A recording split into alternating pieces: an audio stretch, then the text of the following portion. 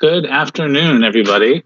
I am Andrew Capetta, the manager of collection and exhibition programs at the Cleveland Museum of Art. Would like to welcome you to this afternoon's Desktop Dialogue, a program in which we invite voices inside and outside the museum from a range of experiences and expertise to discuss art and its relevance to contemporary issues. We're going to start in a minute and wait for our guests to log in. But in the meantime, familiarize yourself with the Q&A interface, which should be to the right of your screen. You can use this to make comments or ask questions during the program at any time. You can include your name if you want to, or remain anonymous.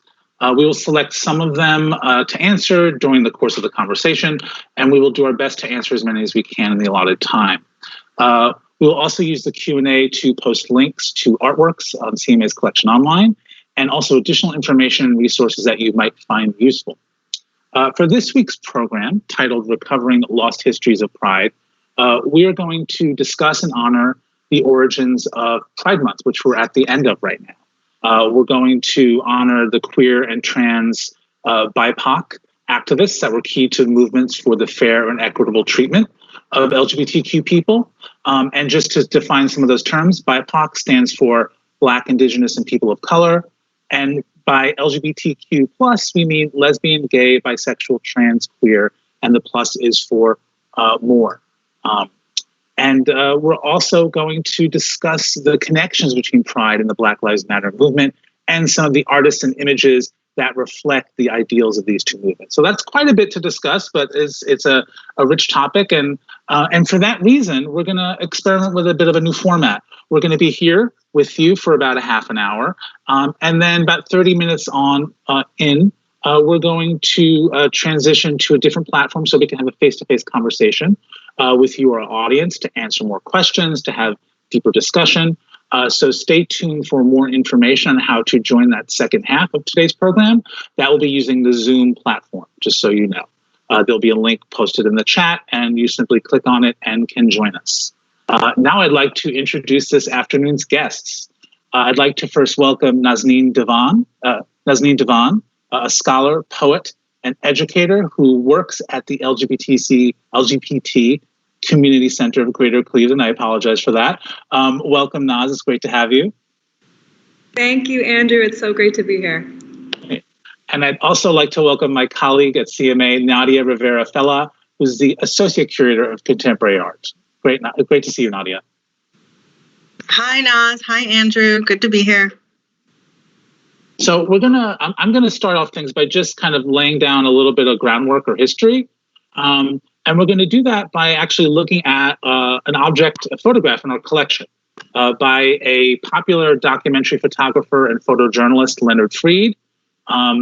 This was taken in June 1970, towards the end of June, probably like June 26th or 7th. It is of the Christopher Street Liberation Day March, what we can now consider to be the first Pride March. And Christopher Street is where this march began, but it is also a really important street in New York City's West Village, which is then the center of LGBTQ plus life in New York. And today, many people, though not all, think of Pride as a parade and something that's celebratory, but its origins were as a protest to demand fairness and equity for the LGBTQ plus community. Then this movement was called the Gay Liberation Movement. And the activists of that movement were really inspired by the civil rights movement. This 1970 march commemorated the one-year anniversary of the Stonewall Uprising, which started on June 28th, 1969, when the police raided the Stonewall Inn, an LGBTQ bar and night spot in New York City's West Village neighborhood. That night, the patrons of the bar and many others in the community who had experienced this kind of police oppression repeated times decided to fight back. And two important people that were played a part in the Stonewall uprising were two queer trans BIPOC women. Their importance to LGBTQ plus movements has long been neglected and sidelined. And I only learned of it as a gay cisgender man further on in my life, from knowledge passed on from friends and elders. And these two figures we're looking at now, one of them, Marsha P. Johnson. Here is a photo of Johnson by an amateur photographer named Leonard Fink, who was a real chronicler of the gay community. This is a photo of Johnson at the same Christopher Street Liberation Day March. Johnson was a drag queen, performer, and activist. Johnson was a really crucial part of the gay liberation movement. We have, I think, another photo now where she's handing out flyers that were at an occupation of New York University in support of the LGBTQ plus students. This photo is by Diana Davies, who is an important photojournalist of the gay liberation movement. Because of her activism, Johnson had gained more attention as part of the social media activism of the Black Lives Matter movement. And especially in relation to supporting Black trans lives and the call to end the violence that community regularly faces. So this was like a moment, I saw this recently in the last month, this was a moment where activists were making this connection between the Stonewall Uprising of '69 and those the uprisings today that are in support of Black life, which I thought was really kind of exciting to see, and a reminder for me and many in the gay community, LGBTQ plus community. The other figure is Sylvia Rivera, who, like Johnson, was an activist. She was at Stonewall and maintained her activism, especially for trans rights, throughout her life. This photo is by Kay Tobin, who was the first openly gay woman photojournalist, which is a wonderful accomplishment, and also important to acknowledge her role. And Johnson and Rivera actually worked together. They actually formed an organization called STAR. And I think now we have a photo of Johnson and Rivera marching under the STAR banner at the Christopher Street Liberation Day March in 1973. STAR stood for Street Transvestite Action Revolutionaries. It's important to note that at this time, the term trans was not in use. So people like Johnson and Rivera, who might today call themselves trans, potentially, use that term transvestite to name themselves. And STAR advocated for their community and operated a home for other gender nonconforming people who were often prevented from having stable housing and jobs. So they really did a public service. Now, we're just getting a little snapshot of this moment around in the early 1970s and late 1960s. And BIPOC artists and activists continue to be central to the LGBTQ plus movement. During the AIDS era of the 80s and 90s, one of the more outspoken was a Cuban-American artist named Felix Gonzalez Torres. And we're really lucky to have a work of his in the CMA collection, which we're seeing now. Now, Nadiah, I'd like to turn to you. How is Gonzalez Torres involved in activism, and how did his experience and outlook manifest in his art? Yeah, I really love this work. And thank you for, laying out the history, Andrew. This work is up in the CMA's galleries right now, so you can see it when we open at the end of this month. And Gonzalez Torres, like you said, is part of the subsequent generation of queer and gay activists that organized around the time of the AIDS crisis here in the U.S. And his activism took place in part through his membership in this group called Group Material, which was a group of conceptual artists in an exhibition space that functioned on the Lower East Side from the late 70s to the mid 90s. And other artists that were involved and worked with Gonzalez Torres were Jenny Holzer, whose work is also up in our galleries, Barbara Kruger, Hans Haka, and others. And their work was really focused on progressive political causes and an interventionist attitude in popular visual culture. So they would usurp advertising spaces like billboards or public spaces in the city. And this was one pocket of art activism in the 80s and 90s. And so in this particular work, if you look at it, it's called Untitled March 5th, 1991. And this is a really personal work because that is the date that the artist lost his partner, Ray Laycock, to an AIDS-related death. And so in this work, Gonzalez Torres abstractly kind of conjures a couple through this pair of gradually extinguishing light bulbs, which are nestled together against the wall, and you see their cords kind of entwined into the outlet. And it's a quiet kind of poetic commemoration of a larger reference to the AIDS epidemic and lives lost, and adds, a narrative dimension, knowing that the artist himself, Gonzalez Torres, passed away due to AIDS-related causes 5 years later. So, but in the broader context of today's conversation, it's important to note that this work was also part of this trend that was happening at this time, or history of pathologizing queer or gay bodies, or visualizing them as ill or sick or dying rather than strong, alive, and vibrant. So I'll turn to Naz now, and in the context of this conversation of recovering hidden histories, how can we rethink these bodies in other ways? Like, what are some of the artists that you look to as an antidote, so to speak? Instead of memorials of death in the past, what are some artists that exude life and propel us to think into a hopeful future space? Thank you so much. Thank you so much, Nadia and Andrew. So there are three artists that are African and African American and are queer artists. And we're going to look at their contemporary artworks and how, as you said, Nadia, they are showing Black and indigenous brilliance, vibrancy, dignity, honoring ancestors, while looking to the future and hope. And so the first artist is Wangechi Mutu, who's a Kenyan American artist living in New York. She uses mixed media, collage. She uses installation work as well, and sculpture. And all of that to bring to the fore these themes of gendered and racialized violence on Black women, colonial beauty standards and the violence that perpetuates as well, and the misrepresentation that perpetuates, and Afrofuturism, which might be a new term for folks. And briefly, that's a term that's talking about how artists, Black and African artists, and African diaspora artists are really like reimagining and rebuilding new worldscapes through technological innovation, through space travel, through science fiction, right? And through those means, really imagining more just conditions in the world.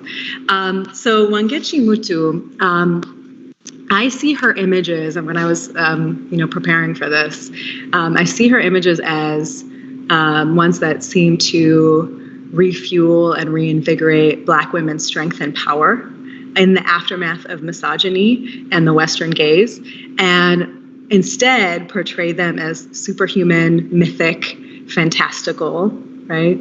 And in her own words, she says, being taught to despise your body is being taught to perhaps admire someone else's body more than yours. Being taught that your body is good for certain things and not for others. It's good for labor, but it's not ideal if someone were to sit in a political post. It belongs in a certain frame and not in others. And I think that was something taught to us, given to us, or forced upon us.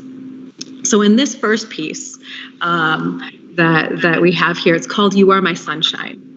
And in Wangechi Mutu describes the female figures in her pieces as fierce female cyborgs. And you see them here as holding on to each other's arms, as these coils of spiritual beads are kind of wrapped around their eyes as perhaps protection. And this piece, I think, brings up that women who are often seen as the bearers of culture, those that will move a culture forward, continue a culture. In this piece, the artifacts of culture are like embedded into their bodies, right? They're bedazzled with these artifacts and they're giving each other life. There's this transmission taking place. And in the center of their embrace, and that exchange, you see this beautiful sunflower, a singular sunflower, and sunflowers can be seen as detoxifying agents. They renew soil, make it fertile again to plant new life.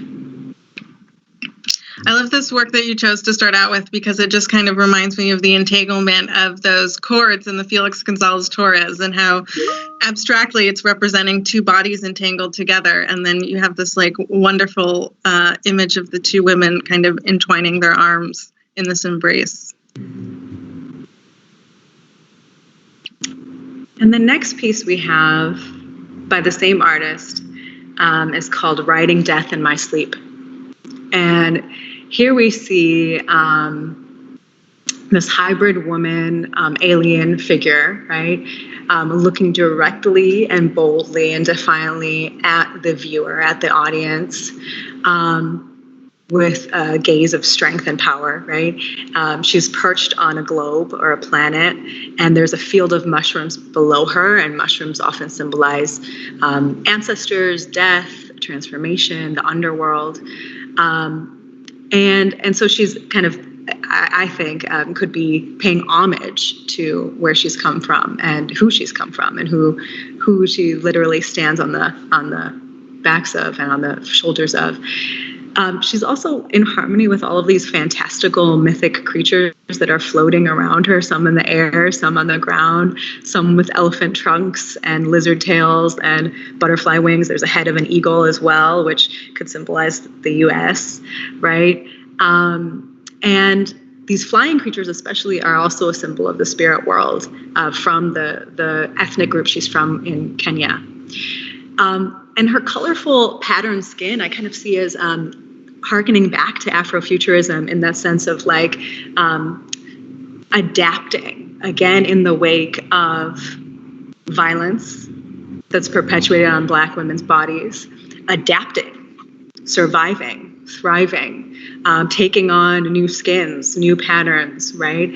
And that white face again speaking back to, but with a sense of defiance and power and rebellion, speaking back to Western beauty standards. And even the very real proliferation in many third world countries, including my own of India, of skin lightening cream and fairness cream, right, to attain that higher standard of beauty that's really like exported by the West. Yeah, and I love the title of this also as an antidote to some of the Gonzalez-Torres, like Writing Death in My Sleep. It's like an absolutely different view of death. This figure that she's drawn is just staring so confrontationally out at us. She is totally self-possessed. There's no sense that she's sick or in any way, being ruled by death. She's writing death. It's death be damned. Even though, we're reading it through the Gonzalez-Torres and the AIDS crisis, which isn't necessarily the theme that she was evoking with this work, it's just such a great antidote to that way of thinking. Yeah, and actually, and it's making me think, we have a great question, but it's also making me think of just Johnson and Rivera in an interesting way, I guess, also about this sort of defining oneself, right? And the empowerment that comes from that, the sort of, which I think is quite interesting, and the different ways that one might define oneself. There's a great question from our audience about, and maybe Naz, if you could answer this, and can you talk a little bit about Mutu's media of choice? It looks like she may use collage, lots of different source materials. Does that relate to her message at all? Yeah, I read a few different articles, and I wanted to hear from the artists themselves as much as possible. And she does use a lot of mixed media, and she uses something called milar as well, and which is like a foil. And there's a process of burning sometimes, and a process of putting different layers of materials. And when she was talking about that process, she said it was really meditative for her. And so it brings to the fore that art activism is really not just about how it's consumed or maybe how it's put in a gallery or how someone else might view it, but the process is so important for the artist, I think, often, particularly artists of color. And there is something that is being healed just in the creation of the artwork. So I'm not sure if that totally directly answers your question, but I did want to share that.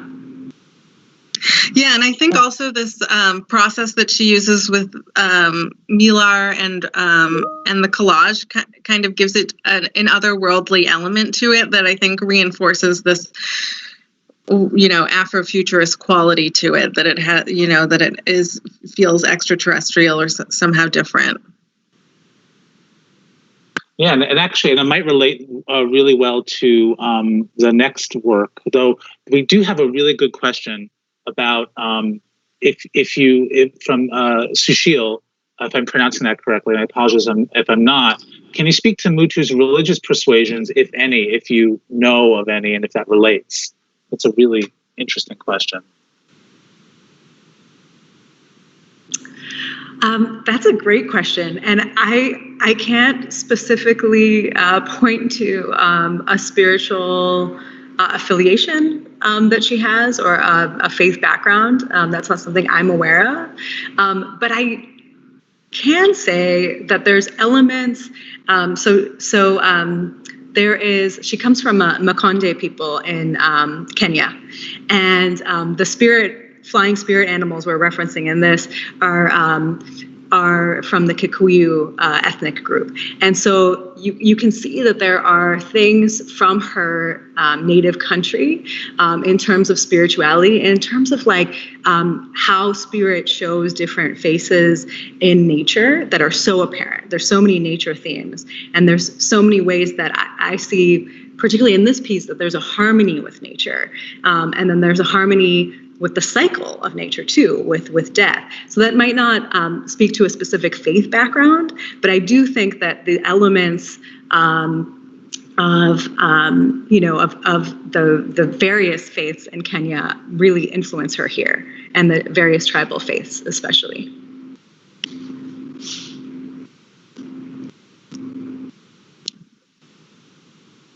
That's great. Thank you. And yeah, feel free to please. I know there's more that we want to discuss coming up. So thank you. So we'll go to another Kenyan-born artist, also now based in New York City. And we're going to look at a series by him called Jua Kali. So this is work from Tahir Karl Karmali. And he brings in themes of migration, labor, displacement, much of which he's experienced himself, and photo montages. So the portraits you're about to see are photographs, but with that same kind of collage effect. And Jua Kali is a Swahili term, and the term means fierce sun. And the reason there are people that were traders, peddlers, merchants, innovators that were called the Jua Kali, because often they were sitting in scorching sun as they were making their creations, as they were in junk piles, right? In in garbage heaps, but repurposing things in ways that could now be used for, all of society, right? So Jua Kali was used, actually, it was as a pejorative term. But here we see, in these series, we see that Karmali is reappropriating that term, right? And honoring these people, and honoring them for the true artisans and craftspeople that they are. So this first one is of an elder. It's Untitled 2. And we have an elder with a white beard who's looking up from the canvas. And we often see this kind of in a few of these pieces, this upward, this looking towards the sky. Behind him, there's a halo of a giant gear behind his head. And then we see a wrench that is aimed at his third eye, and a mechanical part that is installed in his third eye. And the third eye chakra in South Asian spirituality is often seen as something that signifies wisdom and intuition. Right? So we see this figure that's really exuding those qualities. And then we have these circuit boards in front of him in the foreground and in the background that are kind of coming out like, they reminded me of stalagmites, right? Or selenite crystals, which are often used by healers to clear energy from energy blockages. So I think this figure especially kind of shows this groundedness, right? This is someone who's like a pillar of a community where people go to for wisdom. Yeah, and I'll also mention that these particular images by Tahir Karmali are part of an exhibition that's upcoming at the CMA called Second Careers. And this particular portrait, I believe, will be in that exhibition and is of a playwright and artist named Wakanyote Njuguna. Actually, we have his name. So someone that the artist admires and who he uses this photo montage and like futuristic kind of quality to build this like really unique portrait. And so a set of these will be in Cleveland soon. Very cool. Okay. Well, we're glad that the museum is opening so you can come in to see these in person. Yeah. Exactly. I know I have missed the museum for sure. So the next piece is a really good juxtaposition, also from the Joie Kali, right? Now we have a young boy. And you can see if we look at the detail, if you all are able to see this, and maybe later you can look closer, there's a shine in his eyes, right? So he's reflecting something.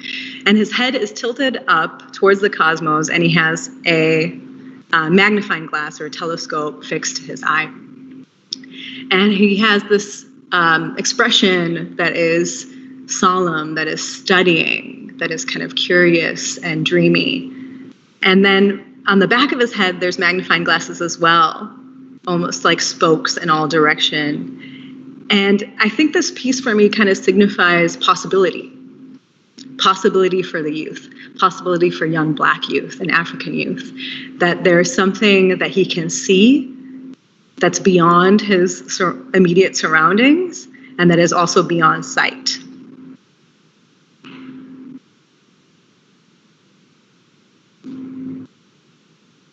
Yeah, I love that interpretation of this work and just thinking towards the future. And like you said, kind of creates a halo and using this this repurposed detritus that is compounded around him to kind of lift and make more brilliant this portrait and reclaim this term, Joie Kali. So I love the concept and this in that greater conversation about vibrancy and youth and promising futures.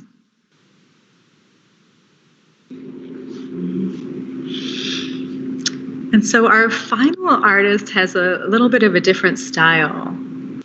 His name is Kahinde Wiley, and he was born in LA. And he's best known for some portraits you all may have seen. You may have received a card with a beautiful Kahinde Wiley portrait on it, like I did for my last birthday. And so he has often African Americans, but also folks of all, he's traveled the globe and has captured many communities of color in these portraits that are realistic, that are in heroic poses, that are sometimes borrowing the poses from old classical paintings, as well as pop culture. But a major thing that he does is that, and he employs, is that the background and the flora, the patterns are always significant to the subject, to the person who is in the portrait. So they're culturally significant. And he often incorporates the wishes of what colors and from the wishes of the person who he is doing the portraiture of in his work. So this particular piece is called Geisha Kawa. It's from a series of paintings he did on Tahiti's Mahu or third gender community. And in this piece, he's really directly speaking back to Gauguin, who also did a series of paintings on the Mahu community, but in a very different light and from a very different lens and perspective. What is? Do you mind describing what is meant by third gender? That's a really it's a term that I've heard, but I'll admit, like, I'm not completely I don't completely know. Thank you for that question. So, especially in indigenous communities of North America, sometimes use a term similar to third gender, and then indigenous communities of Hawaii and Tahiti and Polynesian communities have used terms that may be sort of in the middle.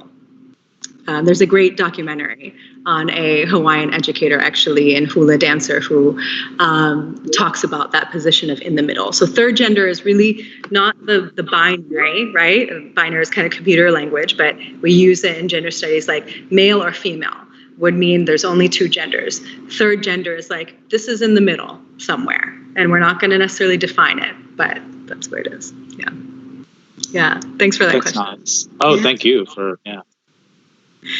And so in this piece of this third gender Mahu person, Geisha Kawa, he's speaking back to Gauguin in the way that Gauguin often objectified people like Geisha Kawa, exoticized them, used them as a commodity to really be sold back to European art collectors, right? And instead, we see this kind of really empowered pose of Geisha Kawa, again, looking at the audience, looking at the viewer, sitting amongst this beautiful, natural, lush setting of a rainforest, a stream with, plumeria blossom behind their ear, and in a bold, confident, and in their place type of stance, right? And again, here, Geisha Kawa was a collaborator, chose the colors, the pose, the background, the patterns, what kind of flora would be in this painting, to really exhibit what Wiley calls self-presentation. And that's how he wants to empower, the subjects of his work.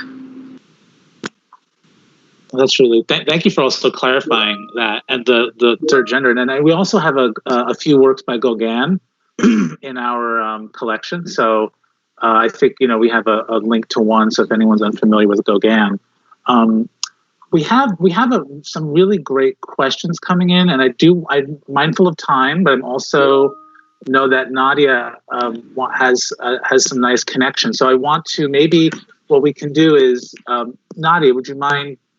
I think this is a point of transition. And then maybe we'll take like one or two of the questions, and then we'll move on to the Zoom portion. Sure.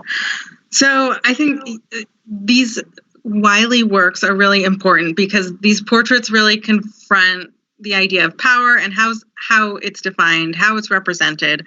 And so to carry this conversation a bit more into the present day, I think it's important to think about what Naz has shared about BIPOC brilliance and vibrancy, and look at images of Black, queer, trans, etc. bodies in public spaces. What are they doing? How are they carving out new spaces for themselves in a really momentous and exciting and contemporary moment in public conceptions? How is power defined and represented?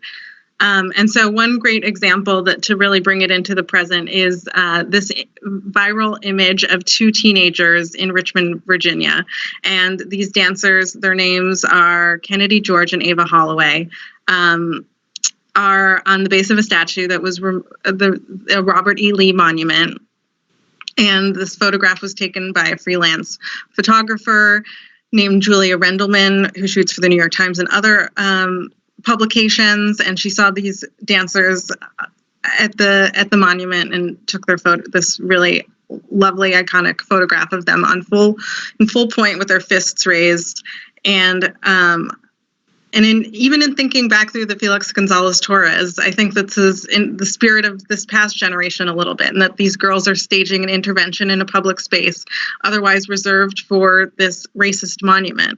And we don't really have time to go into monuments too much today, but there's this great organization called Monuments Lab that their entire focus, their mission is to facilitate critical thinking about monuments and how, conversations about what they represent and how they could do better. So as we move into our Q&A portion of the program, which we will do in Zoom on another platform, I want to end with a question for everyone, although I know there are some great questions that have come in about powerful representations of Black, trans, queer, Indigenous bodies in the visual culture. What are you seeing? What do you think there can be more of? What do you see hope and promise in this current movement? And what do you want to see monuments like Robert E. Lee's replaced with? I'm looking forward to hearing more questions from people and what they're thinking. Yeah, this is, thank you, Nadiah and Naz. This is, I think as I indicated at the beginning, this is an incredibly rich topic. There's so much to say, and we have some amazing questions, which before we jump over to Zoom, which I believe the link has been posted in, we'll make sure the link is posted in the Q&A, but I'm going to try and copy these questions so we can address them because they're really great and rich. In fact, one of them I was like, this is a whole seminar topic. I didn't say that, but I felt that way, which is great. So we appreciate the energy you're putting into the thinking. This is really exciting for us to have this conversation. So I want to thank you, Nadiah and Naz. I know I'm going to see you in a few minutes, but you're welcome to sign off and I will continue the duties here, wrapping up here. Everyone else, we're going to transition over to Zoom platform for more conversation. My colleague, our moderator, has posted the link. So we'll give you a minute or two to do that. So feel free to transition over there. And Nadiah and Naz, I'll see you over there.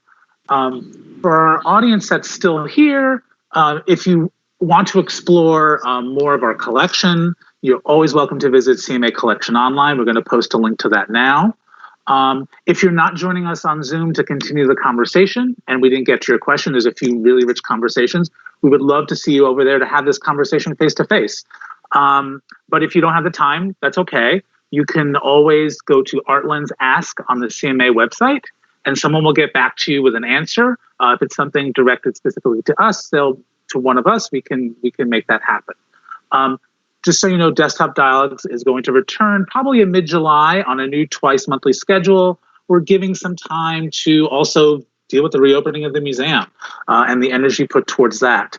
So stay tuned to the CMA website for future dates. And if you want to watch this program again or share it with a friend who missed out, just check out our website and YouTube channel. So I look forward to seeing everyone over on Zoom. So let me get a couple of these questions copied over and I'll see you there in a minute. Bye, everybody.